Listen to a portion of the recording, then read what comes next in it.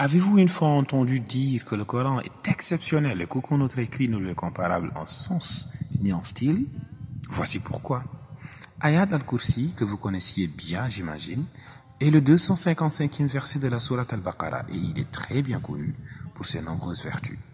Mais aujourd'hui, nous comptons vous le faire découvrir sous un autre angle et vous montrer pourquoi aucun poète, aussi éloquent soit-il, ne pourrait faire pareil. Tenez-vous prêts. Tout d'abord, Ayat al-Kursi est un verset composé de 9 phrases. Allahu la ilaha illahu, première phrase. La ta'khudhuhu sinatun wa la nawm, deuxième phrase. Lahu ma fi samawati wa ma fi al-ard, troisième phrase. Man dhal ladhi yashfa'u 'indahu illa bi'idhni, quatrième phrase. Ya'lamu ma bayna aydihim wa ma khalfahum, cinquième phrase.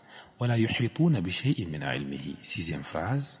Wasi'a kursiyyuhu as-samawati wal arda, septième phrase. وَلَا يَؤُولُهُ حِفْظُهُمَا, huitième phrase. وَهُوَ الْعَلِيُّ الْعَظِيمُ, neuvième phrase. Ok, faisons une petite pause. Avant d'avancer, faisons focus sur un mot, la corrélation. Mais c'est quoi d'ailleurs la corrélation? Larousse nous dit que la corrélation est, je cite, le rapport existant entre deux notions dont l'une ne peut être pensée sans l'autre, ou encore le rapport existant entre deux faits liés par une dépendance nécessaire. À ce jour, aucun poème ni prose n'est écrit en corrélation. D'ailleurs, personne n'y pense, car rien que l'idée est utopique. Allez, retournons voir ce que notre verset nous propose comme surprise. Alors, maintenant observons bien la relation qu'il y a entre les 9 phrases. Parce que relation, il y a. La première phrase nous dit quoi? Allahu la ilaha illa huwa. Dieu, point de divinité à part lui. Al-Hayy al-Qayyum, le vivant, la source de tout établissement. Qu'est-ce qu'on a fait dans cette première phrase? On a décliné l'identité de Dieu. Puis, on a poursuivi avec ces deux noms, Al-Hayy al-Qayyum.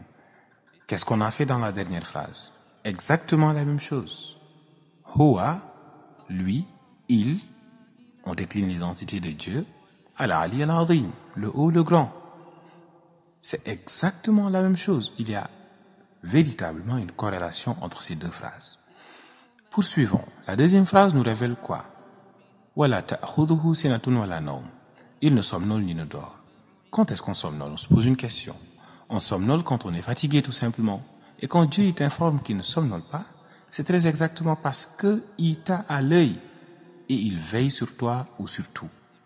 La huitième phrase nous dit quoi? Wala ya'uduhu hifdhuhuma. Wala ya'uduhu, il n'est pas fatigué, ne le fatigue pas. Hifdhuhuma, le fait de veiller sur sa création. Voyez bien la relation qu'il y a entre ces deux phrases. Là, il ne somnole pas parce qu'il n'est pas fatigué. Et là, il vient de dire qu'il n'est pas fatigué du tout. Clairement. Et qu'il veille sur sa création. Poursuivons. La troisième phrase nous informe quoi? Lui appartient tout ce qu'il y a dans les cieux et la terre. Il en est le propriétaire, Al-Malik. La septième phrase, elle nous indique ceci. Son trône couvre tout ce qu'il y a dans les cieux et la terre. Qui dit trône, dit roi, donc Al-Malik. Voyez bien la relation entre les deux phrases. Là, on mentionne cieux et terre.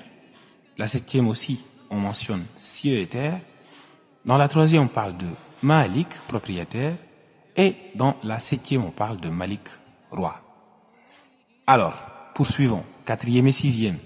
Dans la quatrième, on lit ceci. Qui donc peut intercéder auprès de lui pour quiconque, sans son aval, son accord, son approbation? La sixième phrase nous dit, personne ne peut prétendre à la connaissance, à la science, sans sa volonté, donc son aval, son approbation. Subhanallah. Là, on parle de illa bima sha'a, et ici, on parle de illa bi'idhnihi. C'est exactement la même chose. Le meilleur pour la fin. On avait 9 phrases. On a commencé par parler des 4 premières et des 4 dernières. Donc, il reste naturellement la 5e phrase. Allons voir la 5e phrase. Et maintenant, intéressons-nous au noyau même des 9 phrases, à la 5e phrase. Elle nous dit quoi? Attachez vos ceintures. Elle dit Ya'lamu ma bayna aydihim, il connaît ce qui est devant lui, wa ma khalfahum, et ce qui est derrière lui. Et il le dit précisément au milieu, comme s'il nous disait que je connaissais que ces 4 phrases qui viennent devant étaient les mêmes que ces 4 phrases qui sont derrière, et que j'ai fait exprès de dire ça à la 5e phrase pour maintenir l'effet miroir qu'il y a entre ces 8 phrases. Subhanallah. Et ceci a été révélé au prophète qui l'a récité, pas écrit. Comment est-ce possible à un être humain de faire ça? Même à l'écrit. Et là, c'est fait à l'oral. Subhanallah. Le Coran vient forcément d'un être supérieur. Ou autrement dit, de Dieu.